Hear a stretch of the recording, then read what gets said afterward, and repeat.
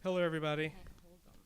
I have to, like, Welcome to 192 Books. We are here to celebrate the reissue of Leanne Shapton's Swimming Studies by Picador, and she'll be here in conversation with Cecily Brown. I'm going to do a short introduction, read their bios, but this event is streaming on our YouTube channel and archived at PCG Studio. We have Leanne's book and Cecily's new book also here for sale, and they'll stick around to sign them afterwards. Leanne Shapton is an author, artist, illustrator, and publisher based in New York City. She is currently the art editor at the New York Review of Books. She is a co-founder with photographer Jason Fulford of J&L Books. Shapton is a fellow of the Royal Canadian Geographical Society. She grew up in Mississauga, Ontario, Canada. Shapton is the author of 9 books, including Swimming Studies, which won the 2012 National Book Critics Circle Award for Autobiography, and was longlisted for the William Hill Sport Book of the Year 2012. And Cecily Brown is one of the most celebrated artists working in painting today.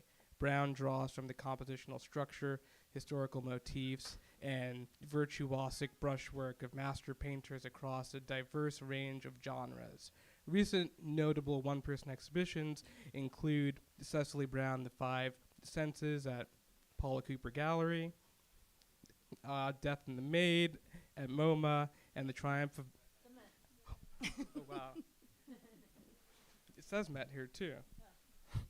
At the Met, and The Triumph of Death at the Museo Real Bosco di Capodimonte.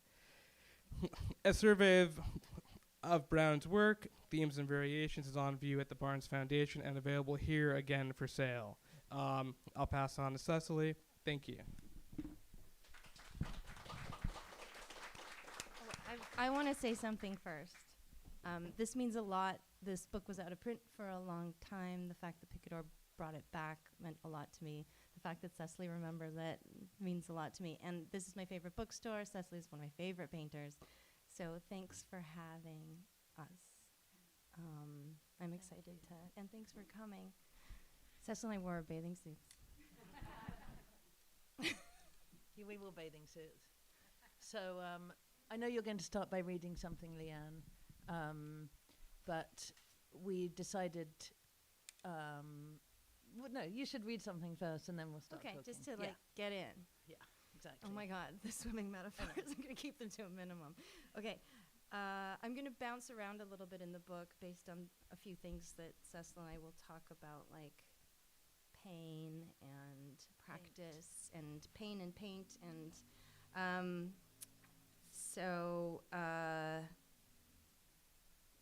I'm just going right into this one part on page 222. The idea of specialness occurs to me one night when I can't sleep, that as good athletes, we defined ourselves as special, then submitted to a routine in which we did exactly as we were told. I think of the limitations that specialness requires, doing a series of very unspecial things very well, over and over, 1,000,000 times over, so that one special thing might happen maybe much later.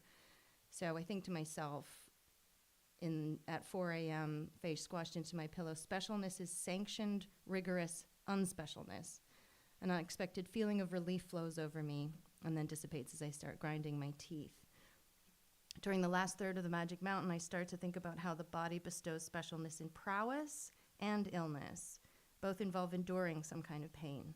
When Hans Castorp's uncle flees Berghof Sanatorium, escaping the calm smug of the ill, the unspotless man, or his translator at least, describes his afflicted nephew's attitude as callous a number of times. I recognize the description and the feeling of superiority the special have toward those they consider but also a callus, a hardened patch of skin formed by repetitive motion. Does specialness beget callousness, or does the mind conjure specialness? Does the mind follow the matter of the body into specialness? What separates rigor and brilliance? While watching the French Open one morning on television, I leave my chair and walk toward the kitchen. John McEnroe's commentating, and as I put the kettle on, I hear him mention that Rafael Nadal is playing through a sprained ankle. And I remember the blunt fact that when I was training, I was in constant pain. Not just the sharp pain in my knees, which was taken seriously, but a dull, steady pain in my arms, backs, shoulders. Pain when I sat down, pain when I got up, pain when I leaned back in a chair, when I reached for the salt or sharpened a pencil. Thinking of stoic Nadal, I remembered how I ignored, then eventually forgot about pain when I raced, and even to some degree during practice. It was as though pain on land was there to remind me to get back in the water, where after a certain threshold, the pain went away. For an athlete, pain is not a deterrent because the only place the pain will be eclipsed is in practice or in competition. Watching some hip-hop dancers on TV, a friend asks me, why is it so fun and satisfying to see a group of people do exactly the same thing? And I think about this, how we apprehend the life of the special body, choreographed movement, dance, planes flying in formation. It is satisfying, but also like watching something defy gravity, or more specifically, defy the wilderness of our bodies in time. All that work, and then finally something levitates. When the minute stresses of practice fade, the specialness emerges. There's a quotation from On Directing Film by David Mamet that I underlined in 1993 and have never forgotten. Stanislavski wrote that the difficult will become easy and the easy habitual, so that the habitual may become beautiful. Glenn Gould explained his love of the recording studio and described it as an environment where the magnetic compulsion of time is suspended, well, warped at the very least. It's a vacuum, in a sense, a place where one can properly feel that the most horrendously constricting force of nature, the inexorable linearity of time, has been, to a remarkable extent, circumvented. That's Gould. But I thought a few of these things sort of worked into the convergence that I try to get at in the book, which is athletic practice and artistic practice. And Cecily is a very embodied painter. Her paintings are so energetic, so it's fun to talk to you about these things. Your turn. Yeah, I read your book. I read this book pretty much when it first came out, I think, and we knew each other a little bit. But when we spoke recently, you said, "Oh, well, I remember being surprised that you'd read it," because I was kind of surprised that I read it because. Wait, pick this up. Oh yeah. And I remember I did it. I recommended it, didn't I? I wrote it. I was asked to do my book of the year or something. Sorry. And sorry, it's just a bit awkward being next to you, and I'm trying to kind of look at you. But yeah, I'm a terrible swimmer, and but I loved this book so much. For those of you who haven't read it, you must read it immediately, because it's so visual, and it gets into a world that, unless you're an athlete, you probably know nothing about. And it really, talking of the five senses, it's, you know, all the senses are in there all the time. You can literally open it at random and find some wonderful passage. But Leanne's a very, very visual writer. And it sort of meanders between. It goes from back in time with her and her brother Derek swimming when they're young in Canada but the incredibly vivid descriptions of these swim meets and the buses when you all go away, and the subterranean world that you're in. But the discomfort, for me, who hates the idea, I've never gone skiing, I hate being uncomfortable and cold. Growing up in England, this thought of being cold and damp for hours is just awful. And you had these, we're wearing many layers of clothes because Leanne has these incredible descriptions of getting dressed in the cold in Canada when she's young, and sort of having to put on a damp suit from the night before, and they have to wear two suits, I guess, to slow you down and get your times right for your drag. And then putting on sweatpants under the covers because it's so cold, and sort of putting all these layers on. And just even the idea of this itchy and uncomfortableness of all these layers, for what? And but this discipline has obviously molded you as a person. And, you know, the obvious thing to talk about is the discipline of a sport as compared to a discipline as an artist, and what do they have in common and what are completely different. Yeah, well, that's what I want to ask you. I mean, I know that, you know, how I trained was as an athlete, but how I want to apply that training is as an artist and writer, and so I just overwrite in order to overpaint, overdraw. I mean, just do series and series so that one or two of those might be okay. But I wondered how someone who was trained differently, I mean, you sort of self-trained and you had your garage, and but how you may relate if you do at all. Yeah. I mean, when the word discipline comes up, I never really think it applies to painting so much because, and my question is it discipline if it's something you actually really want to be doing? Because, I think showing up for your work, you obviously have to have a discipline where you work every day when you, especially when you're young. Now I kind of have to take, once you have kids, if you take weekends off maybe, but when you're young, you never should take a day off, in my opinion. Right. And I guess that's a discipline. Absolutely. But for me, it didn't ever seem like a discipline so much because it was my favorite place to be. And even when painting's really difficult, it's not like it's always a flow and I'm like, oh my God, thank God I'm here. But I am still, even at this age and having worked for so long, still always excited to get to the studio. And if I think, if I've got a day with nothing else happening, it's like feels like a red letter day, which is obviously. Is that though the equivalent to the physical pain? I wondered if that it's not going right. Is there an equivalent to the physical pain, the hours put in, or the times you want to be there but it's not going right? Or I mean, it is very physical, which I think people don't talk about a lot, especially if you work larger. Yeah. I mean, it does take a toll on your body after a while, but I think that's also part of the joy of it, is that you're physically very involved. And like being an athlete, it's painting is not being an artist in other mediums necessarily, but painting is very dependent on your mind and body being in tune, and that your body being good at doing what your mind tells it to do. Yeah, that's what I want to understand, because I think that's like, if I don't know if do you have a moment when there is flow, when the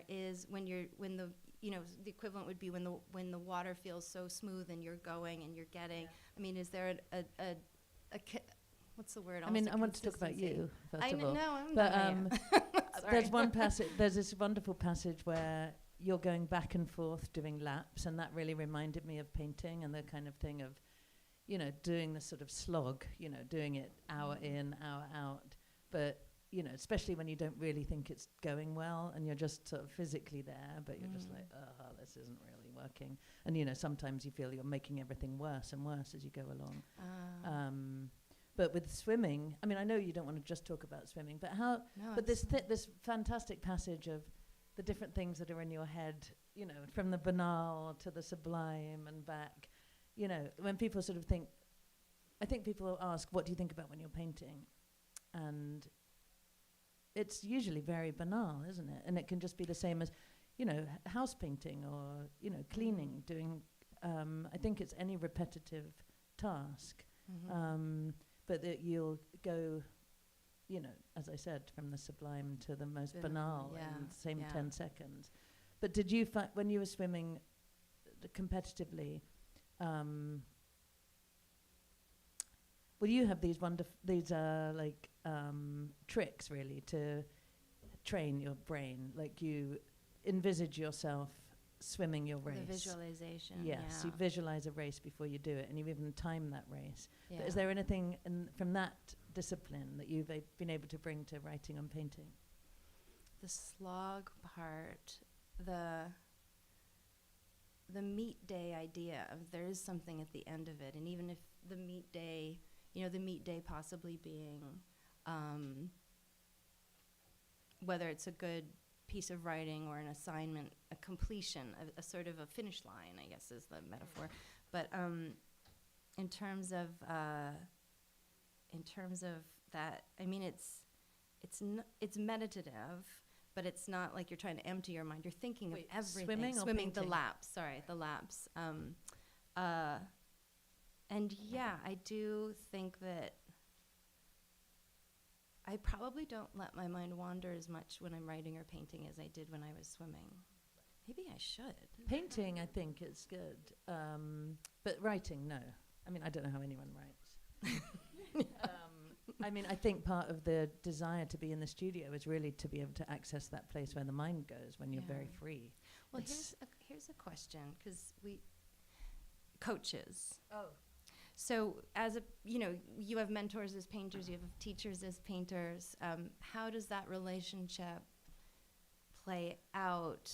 Do you want to please them as much as a swimmer or an athlete does their coach? Do people put as much pressure on? How does it work when it comes to that? I mean, mentoring. I was just looking. There's this passage about coaches, which is quite chilling, really. Actually, coaches are chilling. I mean, they're just. I have a big bone. I actually I put so many. I turned down so many pages that now I can't find it. But there's something like, you're very young. That's the difference. I mean, I think if you're young, as a young painter, and you have a sort of mentor, someone you look up to, they're not physically in your space. But the thing that you said is like naked. The coach is looking over you, looking down on you while you're wet, naked, tired. Your brain is, and they're usually a guy, and we weren't going to go dark so quickly. I thought. I guess time goes really quickly. No, we don't have much time. So how is our I don't know what you want to say about that. Well, I mean, I mean, with the pain, the discomfort, the coach, the being yelled at. I mean, I think you'd have PTSD from all this, and it is quite. You said the other day that you thought maybe organised sport would be banned one day. Well, I mean, I think organised sport needs some kind of comeuppance just because of the amount of abuse that is just commonplace. In swimming in particular, there's this strange correlation to training horses and swim coaches, and a lot of famous swim coaches also train horses, and it just got me thinking sort of rocking horse winner, just like horses as the way we treat horses. If we shouldn't treat them the way we do, and when we do treat people the way we treat horses, it's just patently wrong. And that's how coaches teach and coach children. I mean, they're children, and children are in such a vulnerable position, and coaches are, again, it's a profession that attracts predators often. And do you wish you hadn't done it ever? No, I'm glad I did it so I can attack it. So I can complain now or something, just because I know how wrong it is. I mean, I had experiences with two coaches that were now banned from coaching because of statutory rape and abuse and sexual abuse. So that's normal. Every swimmer has one of those. Every gymnast has that. Runners have it. It's such an abusive thing. That said, it's incredible to learn a discipline early. It's incredible to feel you can do something like that weird specialness. But yeah, coaches, like any power, is a problem. Yeah, it sort of begs the question: why is someone drawn to that job? It's I mean, in England, all the PE teachers were awful. Growing up in the 70s and 80s. Yeah. I'm aware that we don't actually have very much time, so I don't want to move along. Because I want to talk about competition, competition with, because artistic competition is never really talked about, and whether it's, not necessarily talking about monetary or fame, but just the heat you want to be in, who you want to compete against. And what's so interesting with you know your time, you know someone else's time, and it's very clear who's winning. Yeah, whereas obviously in the art world, it's a lot more nuanced. And you can feel with painting, without the world of eyes of the world, but just for oneself. You can feel like you're winning on a day where it turns out you were just making a mess, and you can really feel you're losing on a day when actually things are happening, interesting things. Yeah. So I guess it's a bit more nuanced than a race. But I loved running when I was a kid, and I was always very competitive with that. I just gave up much younger than you did. But really, in England in the 80s, like, sport was sort of always thought of as the opposite of art, I feel like. Yeah. But you do, of course, need incredible discipline of mind. And belief in yourself. Yeah. I mean, absolute belief in yourself. There was we were saying about how you cover all the senses. Oh yeah, because I want to. And there's this wonderful. Sorry, I keep saying wonderful, but there's this great description of you swimming, and the way that the sound goes loud and quiet, loud and quiet, loud and quiet, and then there'll be these flashes of the ads and the posters and the other swimmers, but it's very, very vivid and well painted. It's like a slow but one of my strobe, favorite things in the book is, and I realize smell is something, because I made these paintings about the five senses, and of course scent or smell is almost the hardest thing to record. We'll talk just for a second, please, about the five senses and that piece. As usual, I just stole the idea from someone else. It was Rubens and Bruegel had done a series of paintings of the five senses, and I'd seen them many, many years ago. I can't even remember what started me on them this time around. I'd sort of done a few copies. Smell, do you think? I think I do. Some of these sound like perfume descriptions, though. I mean, I suppose that's the idea, but you should, that nose thing. Yes. Or the sommelier. Apparently women make better sommeliers than men. Oh. Just There's a great passage towards the end where you're casually swimming. There are these moments when you casually swim, and it's kind of that you're freaked out by bodies of water that aren't pools. Oh God. And you said that this is quite common to pool swimmers. Yeah. So what happens? I think it's scale. I think it's this idea of depth. Open water swimming scares the bejesus out of me.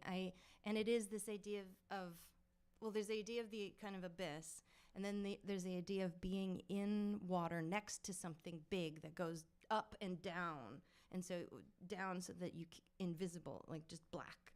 And so I think it's an idea of scale and visibility. It's a fear of the dark, I think. But I do love swimming in lakes and pools, but I close my eyes if I go under the water. I don't want to see it. Do you? I can't swim underwater. That's why I felt I finally swam through you, Leanne, because I swam in your I was pool trying that to time. imagine swimming underwater the other day when I was trying to fall asleep, and I can't really imagine it It's properly because I've not really done it. It's weirdly noisier than you'd think. It's not because of all the bubbles and the audio. This one coach used to play Rod Stewart. He got banned. He was banned. He used to play Rod Stewart. The synchronized swimmers would have speakers under the water, and he used to pump Rod Stewart during our practices, which wasn't too bad. But in retrospect, it sounds creepy. There's so many different good things to dip into here, like the paint. There's this whole section about Leanne's different swimsuits. And their history and where they were bought, and you have a special one. I have a special one I wore for just you guys. It's okay. So first of all, imagine what you're wearing now, but the bathing suit's damp. Yeah. And just like this, and there's a famous your brother had something called IBC, itchy bum syndrome, or IB club, itchy bum club. Itchy bum club. Because if you wear a damp bathing suit next to your skin for any period of time, it's so itchy.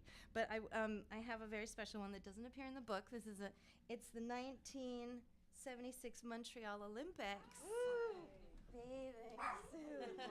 But the thing that Cecily and I talked about is and I think we're just sort of quietly, visually talking about this now in nonverbal ways, is there was something so important about how jocks dressed and how we dressed as swimmers, which was the long sleeve under the short sleeve and the long pants under the shorts, and the bathing suit pulled down because otherwise the two suits, sometimes three, otherwise it would cut into your shoulders. So there was a whole sartorial kind of grace that I think athletes you were coming of age, like this was your puberty, right? Yeah. So you looked like a boy when it all started, but you had a sort of erotic awakening by the side of the pool. There's a passage where you describe seeing boys in their clothes. Oh, yeah. And that's very compelling for you to see them. Exactly. The boys that you're used to seeing naked in their trunks all the time. Yeah, that was so and how you're also so comfortable in a pool, like to this day. And I know we're going to open it to questions in a second, but one of my favorite bits is about the ladies' pond, the Hampstead ladies' pond. Have you swum anyone there? who's spent time in London, I have. It's very, very special. It's wild. But so the book goes back and forth in time, sort of from these very intense swim meets and so on, to swimming in later life, and always describing the swimsuit worn. Yeah, and where it was that's bought. the section. Can I just tell you where I got this swimsuit? Yeah. So it was in Dallas, and I couldn't find a swimsuit to save my life. I hadn't, of course, thought that. What were you doing in Dallas? Oh, funny you should ask. No, my show that's now at the Barnes was in Dallas before. Okay. So I was in Dallas installing, and it turned out the hotel had a pool. And as an English person, you never assume that there'll be a pool. Or I'm just, swimming isn't on my radar. So, but anyway, the person I was traveling with said, well, we've got to go swimming. And of course I didn't have a suit. But it took me half a day in Dallas to find a suit. Went to Neiman Marcus, the original Neiman Marcus, which is since closing down. But we found one in a little hotel. But I actually really like this. It's a good suit. And I just getting I hope I was going, when I find a suit, it's going to be horrible. And anyway, this has become my favorite suit. I have it.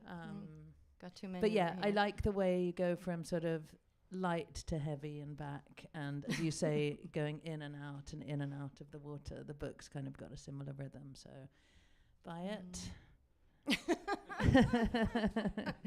and tell all your friends, because it's really a great swim. Thank you. Thanks, Cecily. That's why I like your art. It goes in and out and in and out. Buy it.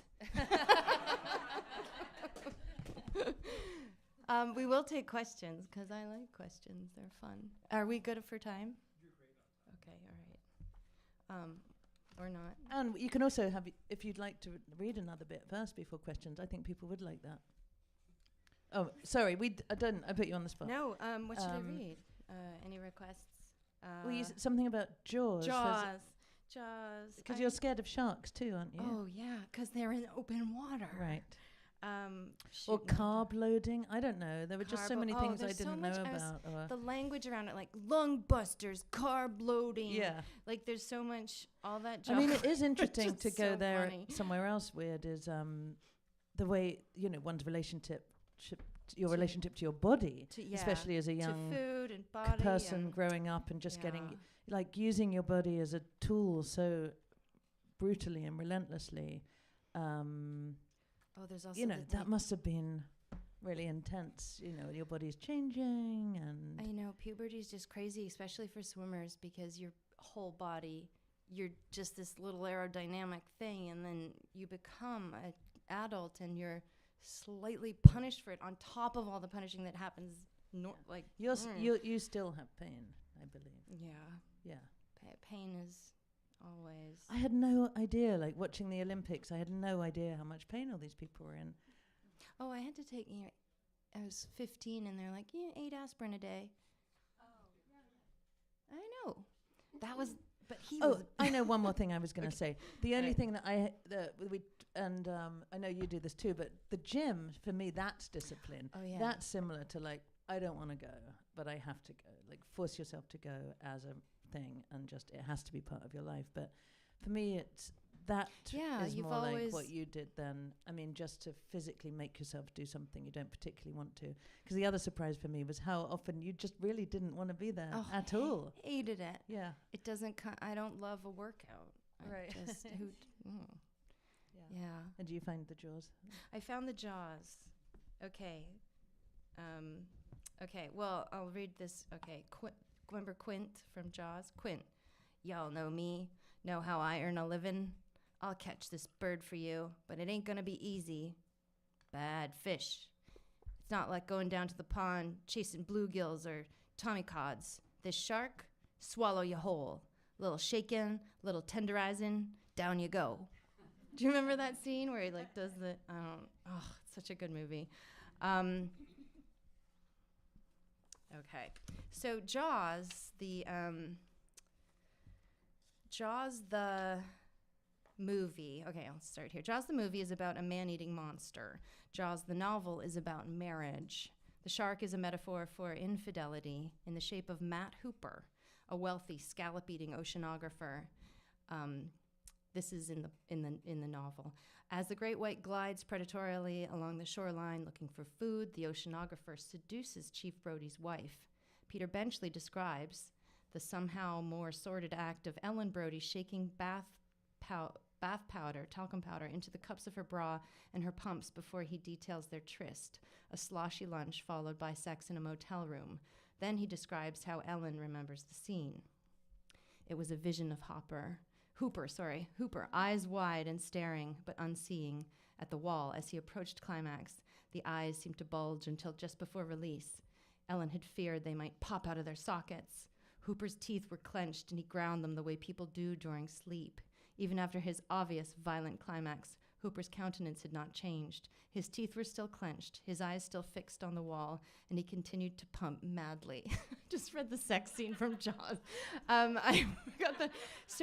The novel's so different because in Spielberg's Jaws, there's a little bit of like hanky-panky between Chief Brody and Ellen, but it's all about the three men and the monster. Okay, Jaws the movie is one of my favorites. As always, Spielberg casts the spell of suburban American life perfectly. I like his dining scenes in particular. Richard Dreyfuss is Roy Neary, mounding his mashed potatoes in Close Encounters of the Third Kind, then is Matt Hooper helping himself greedily to the wine and Brody's leftovers in Jaws. Elliot ordering pizza, E.T. spilling milk. Spielberg's messy tables and Twilight kitchen counters are the stomachs of his players externalized. They expose our own appetites for safety and familial security. Seeing his characters eating anticipates the inevitability of something consuming them. While Spielberg's Jaws is man versus beast, not a love interest in sight, the pretty girl gets gobbled 5 minutes in. Benchley's is about man versus sexy beast. In the book, the shark threatens the prosaic town the way infidelity threatens our tidily framed ideas of marriage. It is part of nature. It is painful. It is down there. It goes on, but yeah.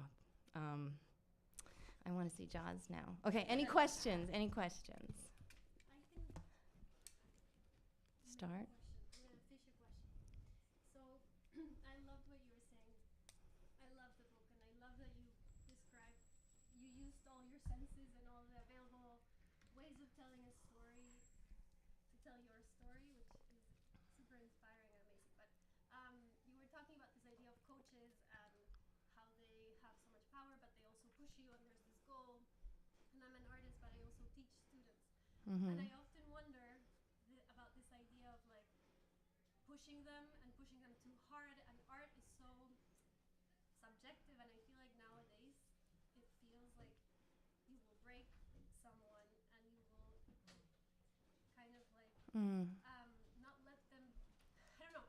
Anyway, the question is more, do you think for greatness these kind of pushing needed, and is greatness even necessary, or is something else necessary? I don't know. You know. Right. No, well, it gets to, so the question was, is greatness necessary?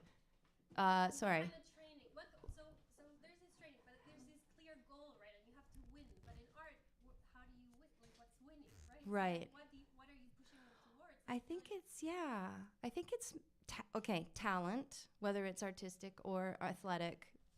One might recognize talent as a teacher, as a coach, as a parent even.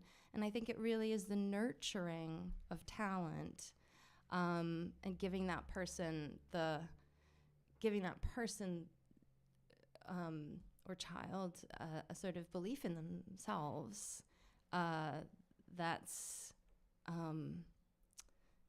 That might help them achieve what they believe is greatness, and might touch us all at a later time. But it's How old are the kids? Yeah, how old are your students? Oh, push them. But it feels like sometimes even then they are old, right? Well, there's also scales. Like there are, like, say it's art. You need to learn how to draw. The way that a musician, there's just scales. The way that a swimmer, you gotta get a good stroke. Technique, there's just things that have to, I mean, maybe this sounds, trad, but there really is a certain amount of foundation, a certain amount of, drawing was absolutely fundamental with a pencil, not with a stick and like eraser, white paper, pencil, sharpen your pencil. None of this like interpretive stuff. There's no, you just have to learn how to look. So, and I did need a drawing teacher who was very, very hard on me. Was that the person who you did the illustration internship with? Yeah. And he told you, what did he say? He said you're crap. He was basically like, you don't know how to draw. And I was just making it look good. But I was so pleased when I read different. that, because I do think probably now, I mean, not to hark on the old days where you could be brutal to people, but I do think artists should be told, first of all, if you don't actually really have to do this, just do something else. There are plenty of jobs in the art sphere or culture sphere. Like, don't be an artist or writer unless you really have to do it. Otherwise, it's nice to do the training and, as a hobby, but if you really want to be an artist, like, it's not really fun. And very few people will do well at it. Sports aren't fun. And the competition is, so I think you should be their coach in a way. I mean, I don't know. It's very, very delicate to talk about, isn't it? Because you don't want to yell at the kid who's, very fragile and ruin their life.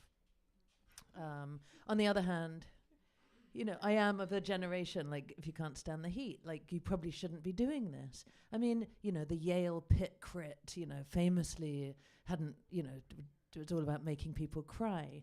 You don't have to be sadistic, and it's horrible to make people cry in front of other students. But also, they've obviously got to learn to talk, defend their work, and athletes have been crying. I think little kids, always. Yeah. I mean, I love your piece though. You had this bit about how artists and goggles. writers, we have these blocks, and they go on about not being able to work. But with an athlete, you just suck it up. It's like, there's I can't practice today. I have sports block. Yeah, I know. No, it's like no, shut up. No, exactly. And how much do you want this? And they, yeah. And that's why I think it's such a good metaphor for artists. Sometimes we forget, because especially visual art is kind of, you don't relate. I always tell them about dancing, right? It's like dancers have inscribed in them that they have to really train in order to dance anything, right? Like, to forget about their training, they have to first train, right? I mean, I think the best advice, or I was told as a young artist, you have to show up every day. You can't do this part-time. And, it was fantastic that I had someone so bossy around who told me, like a real artist who said... Who was that? It was Maggie Hambling, who was my teacher in the years when I didn't get into art school for a few years, and I went to her life drawing classes. But, and then eventually, I worked for her for a bit. So important. Cleaning her house and looking after her cats, not doing anything. But then she lent me her garage as my first studio, and she was a huge I wouldn't have got into art school without her. And but yeah, she was really fierce and tough, and like, and it was actually great when she lent me the garage to work in. I was like, she was so fierce, and I'm like, I've got to get there. And you do want to please her. Of course, I wanted to please her and show that I was worthy of her making this. Yeah. Like you said, it was heartbreaking when your coach, someone said, Brett's mad at you or something. Yeah, That's Mitch. So awful, Mitch. You just want to please your And it's like, oh, Mitch loves you, and then Mitch is mad at you. So it's just awful. But I can imagine Maggie being mad at me. I'd have just been like, oh my God, I'm not a real artist. Yeah. Anything else out there? Yeah. I'm a swimmer. Ah. Probably have the opposite. I'm an adult onset marathon open. Wow. Pools scare me. No, I spend a lot of time in pools. Yeah. I recently had an accident that killed my season, shoulder dislocation. Oh. Yeah, which leaves in question whether I'll ever do that again. So I wanted to ask you if you had experiences like that, and how did you deal with them? An injury, you mean, or something that knocked you out of? Not one that, I sprained my knee and I'm just not going to kick for a week or so. Yeah. Really, No, I quit. I quit. I'll ask the next question. Okay. Aspiring artist, how did you transition from Yeah. to an artist?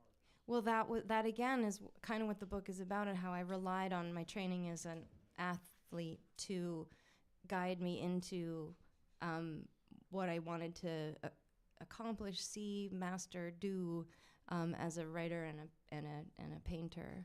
And it's just repetition. It is just showing up. But yeah, injuries are brutal. But there's this thing, it just made me think of this one thing that was fascinating. I can't remember what Olympics it was, but really recently, there's a Chinese relay team, and they lost, even though they're expected to win, and they lost badly. And of course, there's this, interviewer at the end of the lane, and they were all huffing and puffing, and the interviewer just turned to one of the swimmers and said, like, "That must be so disappointing. What happened?" She was like, "I'm on my period." It was just like the physical body can you're at the mercy, and women are at the mercy of their bodies at the most crucial times in their life. But I love that no one had ever said that before on at the Olympics. It was this moment of totally. Yeah, but just quite, it was kind of fantastic. I love all the stuff that I love when athletes aren't so stoic sometimes, when their anger comes out, when just how they've been abused comes out, and Simone Biles standing up and saying, like, yeah, I'm out, like, I'm actually putting myself at risk at the Tokyo Olympics, was incredible. And that's this watershed moment of athletes kind of standing up for themselves, which is pulled myself out because situations were so dangerous. sharks. Sorry. We're not really that Getting tasty. 150 yards away from your support boat in the middle of the Subaru Channel, Yeah. and things like that, Yeah. where you know that you can never reach it, and then looking up at the boat and saying, even though I had a great crew, there was nobody on that boat that's going to rescue me. Yeah. Wow. So having to make it, swims you train for a year, but having to decide that that's it, come get me, I'm out. Yeah. Boom. And injuries right here in Manhattan coming around. Oh wow. But so the transition really, because you don't know what the future. Just apply all that practice to something else, and it'll be fine. But Leanne, had you always drawn as a child and painted? Yeah. So, and your father was actually a industrial designer. Yeah. So there's a passage where you go and stand at his big drawing table, and that obviously made a big impression on you. And all the tools of his trade and the supplies and things are obviously very seduced by as a little girl. Yeah. But I think you have a natural hand, obviously, and a talent, whatever your illustrating teacher said. But it was good that he told you, go work harder. I mean, and I'm grateful to other people. Sorry, I'm going back to your question because I'm no, sorry. Go. Oh wait, Terrence is. No, I lost my thread. No, I think they're really Naiad, the movie Naiad, in relation to what you said. You you mentioned that the other day, so something to do with. I got to write about it in I work at the New York Review of Books. Talk about rigor. I'm sorry, those editors. Did you see the movie Naiad? I have a big problem with Diana. Yeah, well, let's talk about it. I can give you my card with a website about blowing up her claims. Oh, yeah. okay. I mean, but you know what's at the heart of it? I'm sorry. She was abused when she was 14. Right. No. I mean, I'm sorry, and we're taught to lie about sexual abuse, and she has manufactured a lot of facts, and it's, but all of that doesn't just get, the problem is the abuse, not Diana Nye, you know what I'm, like, she's batshit, and she's accomplished stuff, and she's this role, I don't think she's a role model, because, I mean, I don't know, complicated stuff, but but again, it's, I did write about it in the review, summer issue, and I was just giving a nod to the rigor and training of the editors at the review, and basically academic writing and editing, and just what an art form that is, because I had never been edited by the editors I work with at the place I work with, and it's kind of the only place that does that. Anyway, Naiad in the movie, if anyone's seen the movie Naiad, she quotes Mary Oliver, and it's all about this, your one precious life, this stuff, and they never address in the movie that Mary Oliver too was sexually abused when she was a child by her father. Like, it just is everywhere. It's a real problem that's sort of overcoming it is romanticized. It's like, no, it just shouldn't happen. Like, come on. And so, I wish the filmmakers had both focused on the kind of the nature of why she's driven to both do insane, very dangerous, incredibly brave things, but also the nature of the abuse and the abuse of the person that she is kind of quoting from throughout the whole movie. Benning was great. Jodie Foster was great. But I had problems with the movie. Any other questions? Kind of felt like you were swimming it One with more. her, didn't you? Is there any more questions? John? Oh, sorry. Maybe two. Talked about this a little bit, but I've worked as an artist for 20 years. Prior to that, I was a competitive golfer. Oh, yeah. And people always ask me, I play once or twice a year now. And people ask me, don't you miss it? And the answer is, yes, I miss it. But what I miss doesn't exist, which partly has to do with my skill, and it partly has to do with culture. Yeah. But I'm at peace with that. So I wonder, for you, having stopped swimming, Yeah. do you miss it? And what is your relationship to that feeling? Right. Okay, so Painter John Brooks is asking, do you miss the sport as he was a golfer? I don't know if I'll be able to explain this, but I try to get the feeling I had when I was a swimmer, when I write and when I paint. Yeah, that makes sense. Do you know what I mean? Just a certain confidence, flow, effortlessness, all of those things. Zone, yeah, it's a zone.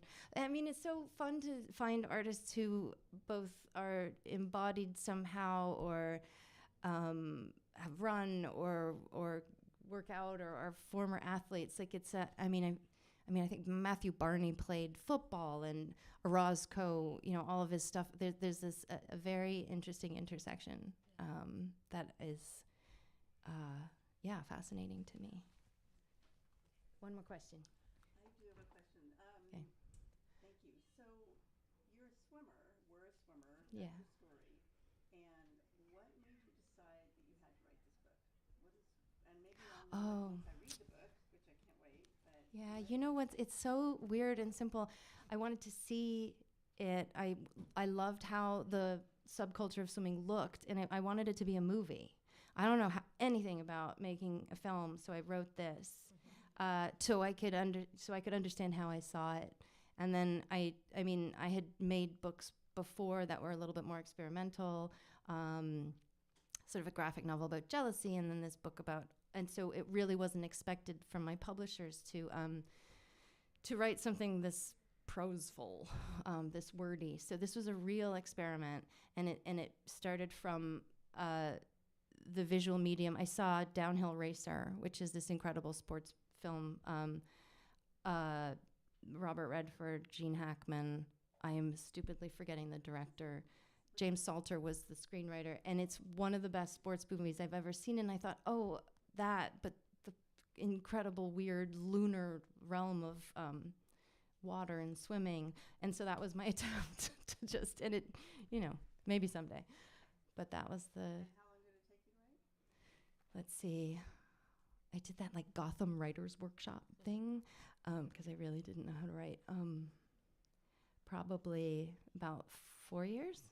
Yeah, a while. Started in little pieces, little tiny.